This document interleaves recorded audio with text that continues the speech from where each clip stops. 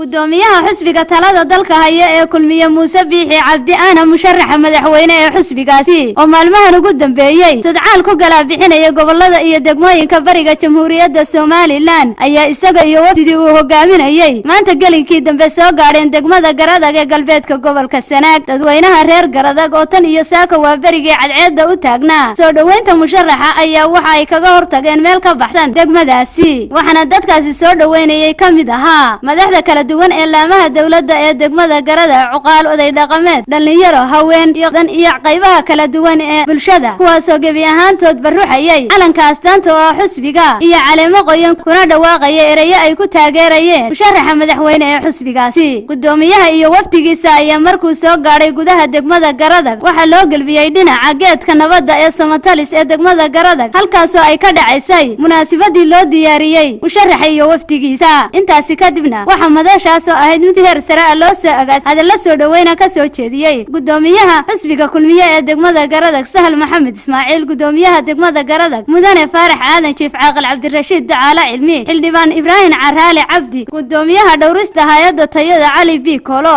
Suldaan Carab Cabdi Cali iyo xubno kale oo aad u tiro badan ayna kamid ahaayeen cuqaal oday dhaqameed talaadiin iyo xawa siciid ayaa loo iyana ku cabirtay tix buraanbura waxayna gabi ahaantoodba hoosta ka xariiqeen inay taageerayaan xusbiga kulmiye diyaarna u yihiin inay doortaan waxana hadaladoodii ku soo dhawaada degmada Garadag oo aad iyo aad idinku heelan oo aad aragtaan sida dadku todobadii u taagnaa si qaato barnaaba teega weyga madaxweynimada Jamhuuriyadda Soomaaliland yaa loo kaliya baan idinku soo dhaweynaynaa waxaan idinku bushaareynaa dhammaan dadweynaha reer Garadag inay boqolkiiba boqol yihiin dad taageersan xisbiga kulmiye degmadani ruuxaantii waa degmo taariikhi ah iyo geedkaan hoos fadhino oo ruuxaantii soo geed qiimo badan ah geed ruuxaantii taariikh weyn ku leh Jamhuuriyadda Soomaaliland waa degmo ka mida degmooyinka taageerada ugu weyn boqolkiiba boqol uu ka helo xisbiga kulmiye oo bay noo heshay mardaad marayso dowladdana waa maraysaa halkaas 10 kun oo reer baa degan oo reer Garadag abaarooday 10 kun oo qoys waxa ay sidii la baahisaa abaan kun iyo la baahisaa oo soo marayso reer Garadag dhaqanka waxaan codsanaynaa daan biya oo ka soo horeeya xukuumadda oo degdeg ah u baahanna inuu ka noqdo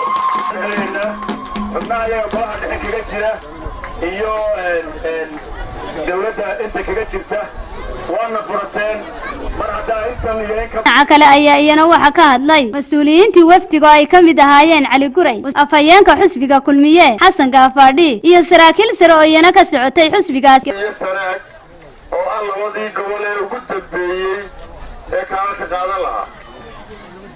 fariintayadu annaga saddex bay ahayd marka ugu horeysa kaarka qaato marka labaad iska qaata maaha oo barkimada hoosteeda gashooday ku codeeya marka saddexaadna ku codeeya oo cid walba ugu codeeya maahe kulmiye iyo xusbigiisa ku codeeya qablaya jigaarada weli ma soo gaarin biyaha broseeskeedu waa idiin socdaa daan baa idinku jira ciidamada injineerinta ahaa markay ogaadeen in biyaha Garadag ay qaraar yihiin boqolkiiba 80 waxa la yiraahdaa waa qaraar biyaha iyaga iyo laascaanood waa isku biyo weyn gabagabadiina waxa soo xidhay gudoomiyaha xusbiga kulmiye ahna musharaxa madaxweyne ee xusbigaasi Muuse Biixi Cabdi oo ka mahad celiyay soo dhaweynta mugale ee ay dadweynaha reer Garadag u sameeyeen waxaanu yiri aad iyo aad baan ka mahadnaqay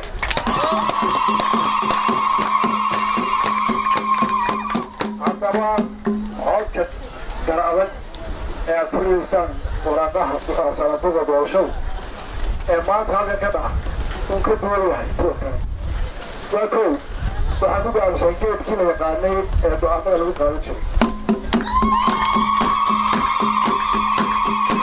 والله كذا كذا تقول أنا تذكر هرتان